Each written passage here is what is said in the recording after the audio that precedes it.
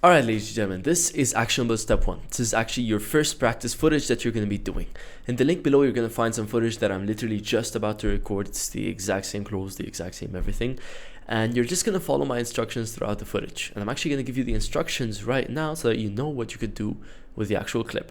What I want you to do is take that clip, go ahead and download it. I want you to open up a new Premiere Pro file, call it whatever you'd like, new Premiere Pro project. I want you to then create a sequence for a horizontal video. I want you to drag in that piece of footage, and then I want you to create cuts based on, removing the silences and etc. So create cuts and delete the silences in between, which I'm also going to be showing you how you could do that afterwards, but I'm sure you could figure it out yourself.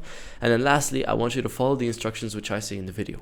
So when I say zoom in on my left hand, I want you to go ahead and zoom in the clip, go into the effect properties, change the scale and the position so that the clip's position is actually on my left hand, and do the same thing for the rest of them. All right. And if you've got any questions, you can feel free to go ahead and watch how I did it myself, so that you can actually have an idea on how to do the entire thing. And I'm hoping you guys enjoy this. All right, let's get to work. See ya.